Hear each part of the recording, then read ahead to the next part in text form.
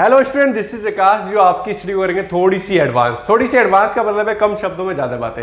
Board के student के लिए ये चीज़ें मेजर होती है कि वो कम चीज़ों को जल्दी से समझे या फिर ज़्यादा चीज़ों को जल्दी से समझे कम समय में। आज मैं एक चैप्टर शुरू करने वाला हूँ आपके साथ, इंडियन फॉरेन रिलेशन या इंडियन ट्रेड पॉलिसी या इंडिया के आउटरनल रिलेशन। बहुत सारे नामों से इस चैप्टर को जानते हैं और साथ ही साथ इस चैप्टर में होने वाली एक्टिविटी को हम शामिल करेंगे अपने इस पॉइंट में। पहले अगर बात करें इंडियन की एक्सटर्नल रिलेशन, एक्सटर्नल या फॉरेन, हमारे सामने वर्ड आता है एक्सटर्नल या फॉरेन, तो हम लोग सबसे पहले सोचते हैं कि उस वर्ड को हम लोग कहाँ यूज करें या उस वर्ड को कहाँ से अप्लाई करें। जैसे इंडिया के एक्सटर्नल रिलेशन की बात करें तो हम लोग सबसे पहले नेबरहुड कंट्रीज में जाएंगे या साथ की ऐसी कंट्रीज में जाएंगे जिनके साथ हम ट्रेड कर सकते हैं या जिनके साथ हम जुड़ सकते हैं, जिनके साथ अपनी लाइफ को सर्वाइव कर सकते हैं। सेम कहानी इंडिया के है। इंडिया के एक्सटर्नल की बात करूं तो इंडिया के एक्सटर्नल से पहले हमें कुछ चीजें जाननी जरूरी है। 1947 आप लोग सभी जानते हैं इंडिया कैसी कैसी कंडीशन में फ्रीडम हुआ या इंडिया के सामने कैसे कैसे स्ट्रगल पॉइंट थे। तो इंडिया को अपनी एक्सटर्नल रिलेशन बनाना, साथ ही साथ अपनी कंट्री को मेंटेन करना, बहुत सारी चीजें इंडिया के सामने थी, जिसको देखते हुए इंडिया ने इन चीजों को अप्लाई किया। बात करते हैं इंडिया के एक्सटर्नल रिलेशन के बारे में, तो सबसे पहले हम लोग जानेंगे एक पॉइंट के बारे में जो मेजर हमारे लिए जरूरी है। मेजर हमारे लिए जरूरी का मतलब है हमारे चाचा जी, एक टाइटल इनको बेस्ट मिला है, हमारे चाचा जी पंडित जवाहरलाल नेहरू, जो उस टाइम के हमारे फॉरेन मिनिस्टर भी रहे हैं और साथ ही साथ फॉरेन पॉलिसी को लीड भी किया है। फॉरेन पॉलिसी को लीड करने का मतलब था आफ्टर 1947 या फ्रीडम के बाद हम लोग कैसे अपने रिलेशन बनाए। बात करें यूएसए की, बात करें चाइना की, बात करें रशिया की या अनदर ऐसी कंट्री जो मेजर थी, बड़ी थी और कहीं ना कहीं ट्रेड के लिए जरूरी थी या फॉरेन रिलेशन के लिए जरूरी थी। सबसे बड़ी बात, हम उस टाइम के हमारे प्राइम मिनिस्टर पंडित नेहरू जो हमारे एक्सटर्नल रिलेशन को मेंटेन कर रहे थे। तो द रोल ऑफ नेहरू क्या है या नेहरू ने किस तरह का रोल प्ले किया हमारे इस फॉरेन पॉलिसी को बनाने में। The first prime minister Jawaharlal Nehru play शिखर role setting in the national agenda. He was his own foreign minister, वो थे हमारे विदेश मंत्री और या फॉरेन मिनिस्टर जिन्होंने क्या किया कि दुनिया के साथ अपनी कदम से कदम मिलाने की नीति को फॉलो किया। हम लोग जानते हैं जब एक देश आजाद होता है तो उसके सामने किस तरह की समस्या आती है, हम पहले देख चुके हैं।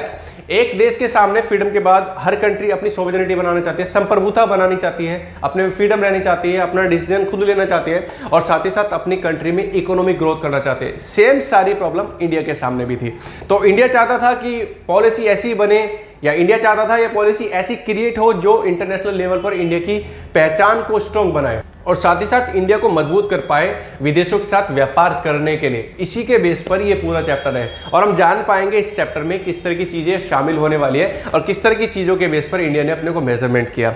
तो रोल ऑफ नेहरू क्या है? रोल ऑफ नेहरू ये है कि इन्होंने फॉरेन मिनिस्टर रहते हुए इंडिया को एक ऐसे स्ट्रॉन्ग पॉइंट पर लाकर खड़ा किया जिससे इंडिया की फॉरेन पॉलिसी कहीं ना कहीं स्ट्रॉन्ग हुई। लेकिन साथ ही साथ कुछ पॉइंट है जो डिस्प्यूट में रहते हैं जवाहरलाल नेहरू के साथ लेकर। इंडिया चाइना के रिलेशन की बात करें या इंडिया पाकिस्तान रिलेशन की बात करें, वो चीज हम आगे देखेंगे। बात करते हैं इंडिया के इस पॉइंट के बारे में, जो ये सबसे बड़ी बात, भारत में रहने वाले एक लंबे टाइम के प्राइम मिनिस्टर रहे हैं जिन्होंने क्या किया है, किस तरीके से रोल फॉलो किया और हमारे सामने कहानी रखी। कांग्रेस 1946 से 1966 एक ऐसा मेजर पॉइंट जब इंडिया को नीड थी अपने को कैपेबल करने की और जब आजाद हुए तो हमारे सामने कैपेबिलिटी को मेंटेन करने की, और वो सबसे बड़ा रोल प्ले किया हमारे चाचा जी या पंडित जवाहरलाल नेहरू ने और साथ ही साथ हमें स्ट्रॉन्ग पॉइंट पर रखा।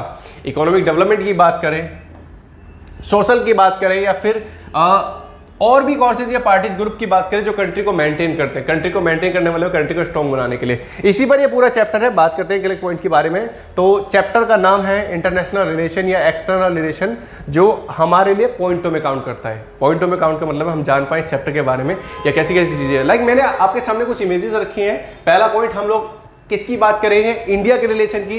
दूसरी बात, हमारे पास एक ऐसा पॉइंट होना कि हम इलेक्शन पॉइंट पर या लोगों को अवेयर कर पाए, लोगों को जागरूक कर पाए एक्सटर्नल रिलेशन के लिए। और तीसरा पॉइंट वही हमारे लीडर जो इस पॉलिसी को मेंटेन करते हैं, पंडित जवाहरलाल नेहरू। साथ ही साथ इन्होंने हमारे बीच कुछ कंडीशन रखी है। जैसे मेजर कंट्री की बात करें, मेजर कंट्री में मैंने कुछ कंट्रीज को हाईलाइट किया है। हाईलाइट करने वाले में आप जान पाए सबसे बड़ी बात, मेजर कंट्री में जो हम लोग ट्रेड में रखते हैं USA, United state of America. लेकिन यूनाइटेड स्टेट ऑफ अमेरिका की बात करें 1945 से 1991 एक बड़ी मेजर पावर के रूप में शीत युद्ध या कोल्ड वॉर के टाइम पीरियड में रहा है। लेकिन साथ ही साथ दुनिया में ट्रेड भी हम लोग इनको भी देखते हैं। दूसरा पॉइंट, एक जो मेजर कंट्री हमारे लिए एट प्रेजेंट भी चलती है ट्रेड के लिए, दूसरी है रशिया और तीसरी कहीं ना कहीं चाइना। चाइना को हम थोड़ा कॉन्फ्लिक्ट भी देखते हैं। इंडिया और चाइना नेबरहुड कंट्री के साथ इनमें कॉन्फ्लिक्ट है। सीमा विवाद की बात करें या फिर बॉर्डर को लेकर मेंटेनेंस की बात करें, ये हमारी चीजें इनके लिए चलती रहती है। फॉरेन पॉलिसी में हम लोग देखते हैं किस तरीके से इन चीज़ों को मेंटेन किया जाए। लाइक ये दो चीज़ें हैं हमारी, ये दो कंट्रीज़ हैं जो कोल्ड वॉर टाइम पीरियड में हमारे सामने रही है। कोल्ड वॉर टाइम पीरियड में हमारे सामने रहने का मतलब था हम जान पाए किस तरीके से व्यापार करें, किस तरीके से नहीं। हम लोग सेकंड बुक में पढ़ ही चुके हैं इंटरनेशनल रिलेशन या अंतर्राष्ट्रीय संगठन या शीत युद्ध या कोल्ड वॉर, जिसने हमारे सामने एक ऐसी स्ट्रक्चर को रखा जिसको हमारे लिए समझ पाना थोड़ा डिफरेंट था। वो दुनिया में चीजें थी लेकिन उन्हीं का साथ साथ प्रभाव भारत पर भी था, और भारत का प्रभाव का मतलब था भारत को अपनी नीतियां बनानी जरूरी थी फॉरेन पॉलिसी के साथ साथ ट्रेड पॉलिसी भी, या ट्रेड पॉलिसी को मेंटेन करने के लिए भी। इसी में रशिया की बात करें, चाइना की बात करें या यूनाइटेड स्टेट ऑफ अमेरिका बात करें, तीन मेजर कंट्री जो हमारे लिए रिप्रेजेंट करती हैं ट्रेड पॉलिसी में या फॉरेन पॉलिसी में। एटलीस्ट हम लोग बहुत सारी कंट्रीज और भी देखते हैं जो हमारे लिए व्यापार के लिए या अफ्रीका के लिए या यूरोप के लिए जो हमारे लिए व्यापार के लिए जानी जाती है कि अगर हम किसी कंट्री के साथ ट्रेड कर रहे हैं तो ट्रेड पॉलिसी कहीं ना कहीं इंडिया के लिए स्ट्रॉन्ग या मैनेजमेंट या उसको मजबूती प्रदान करेगी। सेम कंडीशन हमारे लिए 1950 टू 1960 की कंडीशन में भी। इसी के साथ जब हम लोग कंट्री आज़ाद होती है तो हमारे सामने रिलेशन भी बनाने थे कि एक कंट्री अगर आज़ाद हुई है तो उसको अपने रिलेशन बनाने के साथ अपनी कंडीशन भी देखनी जरूरी है। अपनी कंडीशन देखने का मतलब है इंडिया की नेबरहुड कंट्रीज कैसे मेंटेन कर रही है, कैसे बिहेव कर रही है। इंडिया को अपनी सिक्योरिटी को मेंटेन करना जरूरी है, साथ ही साथ अपनी इकोनॉमी को मेंटेन करना जरूरी है, साथ ही साथ अपनी कंट्री में एक डेमोक्रेसी को मेंटेन करना जरूरी है, लोकतंत्र को मेंटेन करना जरूरी है। कि कहा जाता है, अंग्रेज कहा करते थे कि इंडिया की जो डेमोक्रेसी है, लोकतंत्र है, मुश्किल से 5 साल चल पाएगा, लेकिन हम आज 75 ईयर भी उनके सामने एज इट इज खड़े दिखाई देते हैं। एक बेस्ट पॉइंट है हमारे लिए डेमोक्रेसी को जानने का, और इंडिया को एट प्रेजेंट टाइटल मिला है मदर ऑफ डेमोक्रेसी या लोकतंत्र की जननी के रूप में रिप्रेजेंट करना। एक बड़ी बात है हमारे लिए ऐसे टाइटल का मिलना। करंट में वे चीजें हमारे लिए जरूरी होती है और इसके बेस पर हम प्राउड कर पाते हैं कि हमारी कंट्री कैसे हमें मैनेजमेंट बनाए। एक और कंडीशन है, जब फॉरेन पॉलिसी की बात करते हैं, फॉरेन ट्रेड की बात करते हैं, तो सबसे बड़ी बात हमारे सामने एक हमारी नेबर कंट्री है जो हमारे साथ आए दिन विवादों में रहती है, कंट्री है चाइना।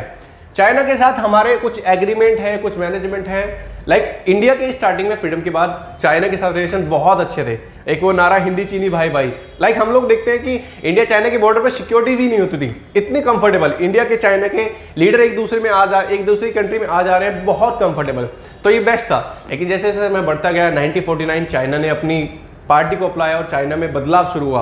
इसी का एक रीजन था जो पीक पर था 1954 में पंचशील एग्रीमेंट। शायद आप लोगों ने सभी सुना होगा पंचशील एग्रीमेंट के बारे में। पंचशील एग्रीमेंट था क्या और पंचशील एग्रीमेंट किया किसने था? तो पंचशील एग्रीमेंट की बात करें हमारे लिए 1954 में इंडिया चाइना के बीच एक एग्रीमेंट, जिसमें हम लोग मेजर 5 पॉइंट पर फोकस किया। एक दूसरे की कंट्री को मेंटेन करेंगे, एक दूसरे की रेस्पेक्ट बनाए रखेंगे, एक दूसरे के साथ व्यापार में घाटा नहीं करेंगे, एक दूसरे के बॉर्डर को मेंटेन करेंगे और साथ ही साथ एक दूसरे को मैनेजमेंट बनाएंगे। ये 5 पॉइंट है हमारे लिए जिनकी बात करते हैं। बात करने का मतलब था हमारे लिए जानना कि man will respect each other, non internship, same condition की, और इक्वलिटी मैनफुल बेनिफिट, बराबर बेनिफिट मिलना चाहिए, या नॉन एग्रेसिव बनेंगे चीजों के लिए, और साथ ही साथ हमारे लिए इसमें पीसफुल एक्सिस्टेंस, शांतिपूर्ण बनाए रखना, बॉर्डर कर लेकर या फिर जमीन विवाद को लेकर या फिर ट्रेड को लेकर। एग्रीमेंट की बात करें पूरा का पूरा हमारे साथ है 28 अप्रैल 1954, लेकिन ये लागू हुआ 1954 से 29 अप्रैल 1954 से।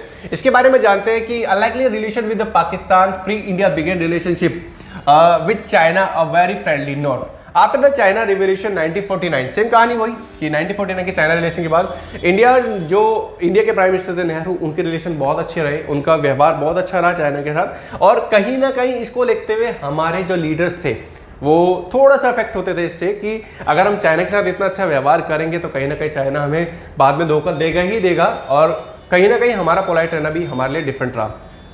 एक मेजर लीडर का नाम आप लोग जानते हैं सभी, जो हमारे मेजर लीडर है लाइक वल्लभ भाई पटेल। वल्लभ भाई पटेल कहा करते थे, सरदार वल्लभ भाई पटेल कहा करते थे कि अगर हम चाइना के साथ इतना रेस्पेक्टली, इतना कंफर्टेबल बिहेवियर करेंगे तो वो कहीं ना कहीं हमें धोखा देगा या फिर हमारे साथ डिफरेंट एक्टिविटी इन्वॉल्व करेगा। और ये सही हुआ भी। इसी का एक रिजल्ट हुआ कि हमारे साथ 1961 में इंडो चाइना वॉर हुआ, और कहीं ना कहीं चाइना ने कब्जा किया अपनी तिब्बत पर या फिर अपनी कंडीशन बनाने के लिए। चीज़ों की बात करते हैं हमारे पास कि very long time China with fast growth, like बहुत सारी चीज़ें थी हमारे लिए जो इसको देखते हुए हम लोग मेजर बनाते हैं। That's all, thank you.